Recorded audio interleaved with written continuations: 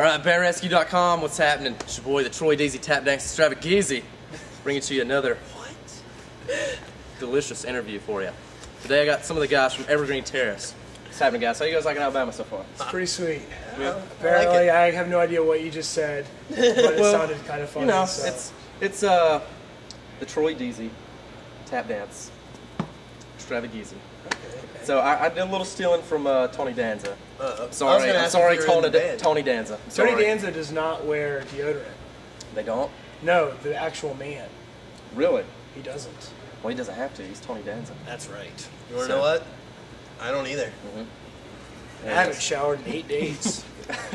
All right, guys. Well, if you could tell us your name and what instrument you play in the band. Jason. I play bass in our band. I'm Josh, and I play guitar in our band. Nice. So, if you could, guys, give me sort of like a brief, or well, not really brief, but sort of like a bio on how the band sort of came together and found each other and formed up. You're gonna have to take this one. Well, long time ago in the 90s, before the internet was around, really Jacksonville had like a pretty big punk scene, and we were all like in local punk bands. So we just decided to do something different.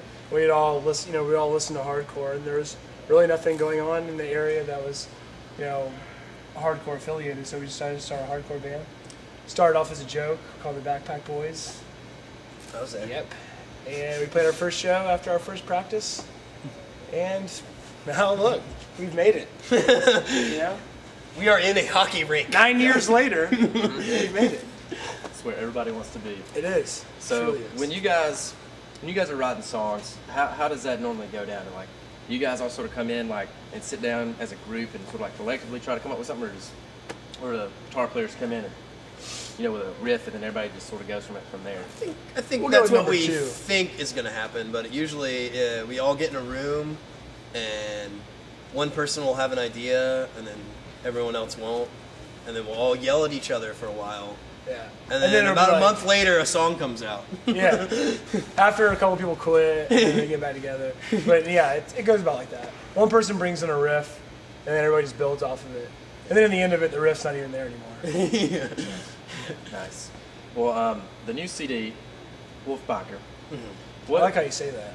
How do you say it? I say Wolfbiker. Wolfbiker? I like your accent. You like my southern accent, a little southern twang in there? I like it. Wolfbiker.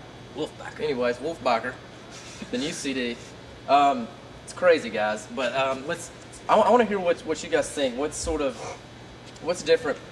From your point of view? What's different from this CD from the things that you've done in the past, the other CDs that you've done? Well, the biggest difference would be we have a different drummer on this record.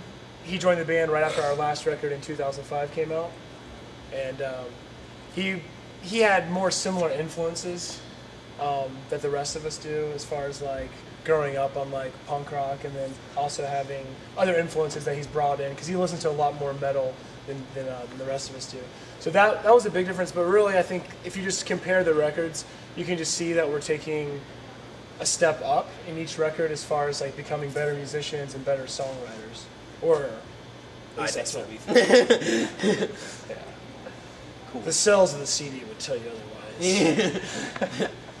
Well, talking about influences, I think sort of a lot of people individually have this sort of thing where they start out young, they listen to some bands, and it sort of progresses into what they are today. Like each of you guys, what's sort of like your influences from a child up till this point? What are some of your influences, Jake? You mean musically? Yes. Or? Yeah. Well, the first recording artist I was really into was Weird Al. When I was in like 6th grade. Which he has a new record out. Weird Al is on top of his game, man. Yeah. He is bigger now than he has ever been. That is real. No, and then I started getting into like Gallagher. Yeah, Gallagher. No, like Pearl Jam and stuff. Like I don't know, like grunge and stuff. And then I started skateboarding a bunch when I was in like grunge. Yeah. Everybody has the grunge age. Yeah. And then I started getting into like punk. Grunge. That's grunge. This This is grunge too. This is grunge. This is grunge. And that's grunge. Grunge. grunge to the max right now. Grunge. We're bad at this kind of stuff.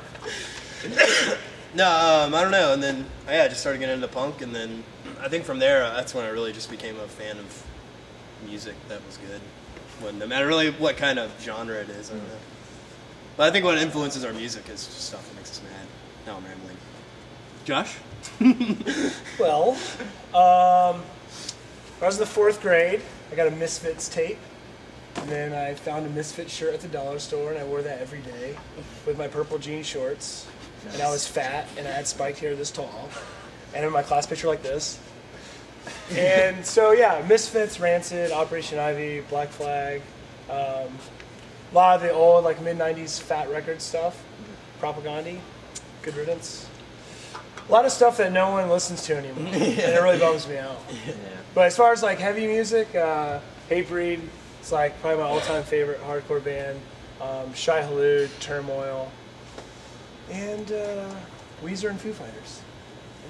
They were in town. Foo Fighters were in town last night, actually. Let me tell you, I'm bummed because I'm a big Foo Fighters fan, a big Jimmy Rourke fan, and a big Against Me fan. And they're playing tonight, I guess, in Pensacola. And tomorrow we have a day off, and they have a day off tomorrow. Yeah. Cry me a river. I should hook up for lunch or something. Yeah, we should. We can work something out. Yeah. Well, are there any bands sort of like today that you listen to that sort of influence the way that you guys write at all? Or is it just straight you guys? I mean, I'm sure there is, obviously. I mean, I think for any band that's playing any kind of music, they're not going to completely pop off something that isn't influenced at all by what's going on around them. I mean, that's just kind of natural. And I think like a lot of bands, you know, that we listen to on a daily basis, like I'll say Rancid, for example.